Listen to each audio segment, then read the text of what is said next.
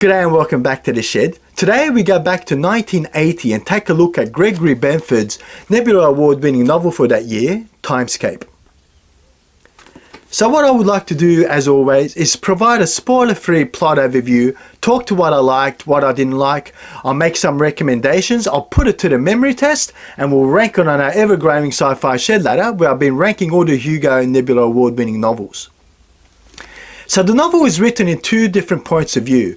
The first one is in the far distant, or it's near future actually, and the near future in the year 1998, and we have these scientists who are using tachyon particles, which, if they exist, are believed to be faster than light. So they're using these tachyon messages to send messages back into the past. And that's because the future has been riddled by ecological disasters, nuclear threats, and a whole lot of civil unrest, and political unrest at that as well. So they're trying to send messages, warning messages, into the past to change the future. On the other hand, we have research physicists in the year 1963 who are in a lab, in a physics lab, doing some research on nuclear particles. And during their research, they find a whole lot of noise coming into their equations. And they can't quite make out what all this noise is about until one of the scientists realizes that this appears to be code, Morse code in fact. So they start to decrypt this code and start to get some warning messages. Now, the novel really talks about the political and social construct of these physicists, both in the future and the past, how they deal with this impending doom in the future, and how these messages are received in the past, and how one circumnavigates all these different, professors and political challenges one may have when they have a warning sign such as this. So I found it to be a rather interesting novel. So what is there to like in particular? Look, for me the standout in this one was definitely the hard science fiction. Now Gregory Benford is an astrophysicist, so he knows his stuff, and it definitely comes across in this novel. Now I've read online that a lot of Gregory Benford's novels, and I haven't read many admittedly, deal with some of his own actual research, and he puts the science fiction sort of flavour to that. And it definitely reads that way. This reads like the life of a scientist, a physicist, working in the industry, making sense of the data, sometimes with controversial data, controversial settings, and how does one deal with that, and what's all the politics in this field look like. So I think largely the book is about that hard science fiction that I thought was a highlight for me. I really enjoyed the way these tachyon particles, if they existed, could be traveling faster than light and somehow used to change or send messages into the past. Which also talks to that Striger cat, I'm pretty sure that's the way you pronounce it. I'll put it in the chat so you know exactly what I'm talking about. But that it talks about those things, observability, right? If there's a cat in a box, is it alive or dead, or is it in both states at the same time? It's there's elements of that in this as well, which I found interesting. So for me, definitely one of the highlights was the hard science fiction elements in this one. The other thing I've mentioned several times on this channel is I really enjoy my time travel tale, and I enjoy the different spin that this one has on it, because we're not talking about physical time travel. There's no individuals traveling back and forth, but we're trying to send messages into the past, and the novel really explores all the different paradoxes that they may bring and how do we deal with that. So I like the spin on that. It was fresh and refreshing for me, seeing a different take on time travel, one where we're only just sending messages back and could it alter the state of the future. So I actually found that to be rather refreshing and really well done. I really did enjoy the way Benford broke down all those different paradoxes and talked to them and provided some way out of those. The other thing that I enjoyed was Gregory Benford's foresight into the future. I thought he made a really good argument about the future state and some of the ecological disasters that may be looming in the background.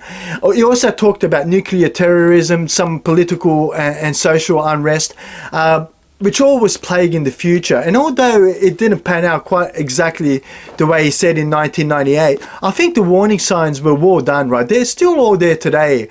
And I think that's something that needs to be addressed. And I thought that, Gregory Benford did a really good job of portraying that near future where some things may not necessarily go away. So what is there not to like in Gregory Benford's Timescape? Look, for me, I thought this was a wonderful concept. There were some brilliant moments in there, but I got to say the execution is where it did not quite work for me in this one. And it really comes down to two things: the plot and the characters. Let me begin with the plot. The plot for me was a bit... There was hard science fiction in this, in the fact that we're using these tachyon particles, these theoretical particles, and if they exist, can we use them to travel or send messages backwards? But that's really theoretical science more than it is science fiction per se. And I found that the plot just struggled with the fiction part of it.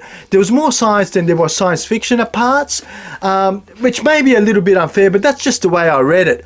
And I just found that there wasn't just enough in the plot to make it for a good, enjoyable reading novel, which goes straight into the characters as well. I honestly found the characters to be just unlikable and boring and flat, and they were almost all exactly the same for me. I could really almost not tell the different characters apart from the future or the past. There wasn't anything really exciting about these characters. I would say that the biggest downfall this novel had was the realism of these characters, these physicists. There was just nothing interesting about them. Not to say that all physicists are boring, right? That's definitely not what I'm saying.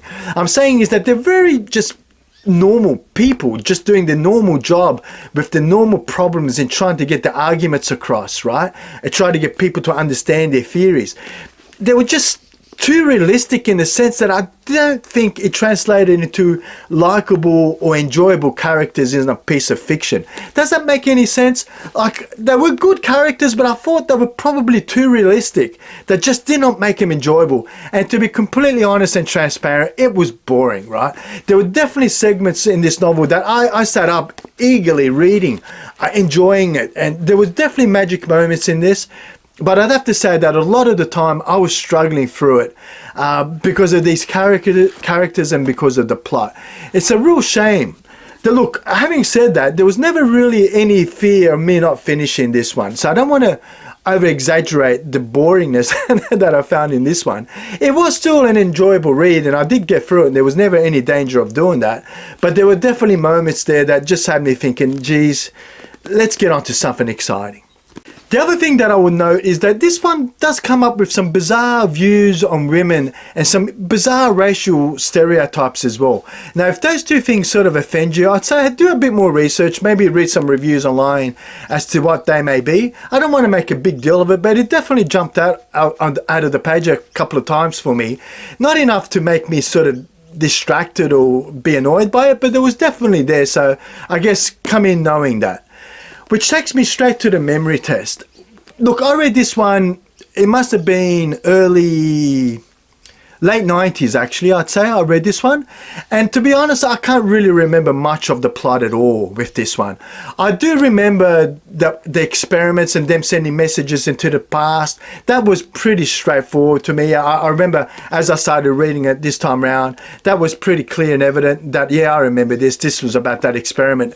And the concept, right? The concept was really unforgettable. I've never forgotten that concept about being able to send these messages back using tachyon particles. That was pretty strong, but honestly everything else, the plot and the characters, which are the two things I sort of called out in my dislike sections, sort of made this one a bit forgettable, to be honest. So can I still recommend this novel then, having said all of that? And the answer is I think yes, right? I think there are some magic moments in here. And for me, this novel and Gregory Benford is very reminiscent of the big three in Clarke, Heinlein and Asimov. He definitely has those qualities, right? He definitely is a good writer.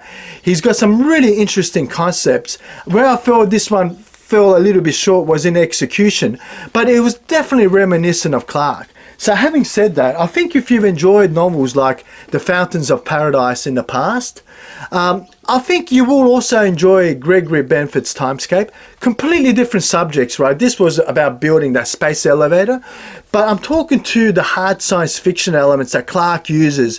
The way he uses his characters was very reminiscent for me in what we find in Gregory Benford's Timescape. So I think if you like Clarke, I'd say, and you haven't read Benford yet, I'd say have a go. The other one that comes to mind as well is Asimov. Now, Gregory Benford went on to write some Foundation sequels as well, or some Foundation novels, which were endorsed by the estate of Asimov. But one novel that comes to mind is Isaac Asimov's The God Themselves. In particular, the first part. That first part talks about this pump that is used to, send particles between these parallel universes, and there's messages that are being sent between these paramen and our Earth. Very reminiscent in what we find in Gregory Benford's Timescape, with these future men trying to use these tachyon particles to send messages into the past. So if you've read The Gods Themselves and you've enjoyed that, I'd say have a go at Gregory Benford's Timescape, because you'll definitely see similarities there. And I think what also in its own right is a very fantastic novel. It's going to be interesting ranking this one on the shed ladder. Let me flip the cameras around and see where it lands. So back to the shed ladder and ranking today's 1980 Nebula Award winning novel by Gregory Benford, Timescape. It's going to be interesting to see where this one lands when I apply my full criteria that I've documented down below, because I don't think, as much as I enjoyed the concept, where this one failed was in the execution, the plot, the characters, the memory test. It just didn't quite have what it takes to have it sit on the A side of the board, nor do I believe it had enough to sit on the B side. So it's going to sit somewhere on the C side, which is not a bad place to be. So when I look at the C side, we got books like The Terminal Experiment, which was an interesting one because that took that sort of artificial intelligence and a murder mystery. Is there murder in the afterlife? And books like The Quantum Rose, which took quantum physics, which was rather interesting because this was a very heavy physics novel as well, but put that sort of fairy tale flavour to it. And The Einstein Intersection, which I think is an absolute classic by Samuel R. Delany. But I'm going to give those three novels a slight edge over this one, purely on some of the characters and the plot. I think overall was more enjoyable than what we found in Timescape. Which takes us to The Big Time, which was also another time-traveling story. And I thought that one was just great concept, wonderful concept, but I thought it lacked a little in execution, the plot. Very similar negative comments I made of The Big Time I'm making against Gregory Benford as well. But I'm going to have to say, I'm going to slide this up a notch, because I think The Big Time, the concept was a little bit more entertaining, as much as it's very close on par when it comes to the actual weighted inputs. But I'm going to give it to The Big Time over Timescape by Gregory Benford. Not a bad place to be. Still a very enjoyable read, and every time I put novels towards the bottom of the ladder, I want to stress that these are all wonderful novels. I really did enjoy the read. There were just some things there that I'm exaggerating on some of the negatives to help me rank these things fairly. Have you read Timescape? What are your thoughts? Does it warrant its place on the board where I've put it? Do you feel it should have been higher? Many probably would. This is where I sit. Have you read any other Gregory Benford novels? I must admit I haven't read a whole lot of Benford, but he's very reminiscent of Clarke for me and Asimov. So I'm looking forward to reading a little bit more. I've got a couple on my shelf. I've got Artifact and Find the Changeling there that I can see. Which one of those two do you think I should hit next? I would love to hear your comments.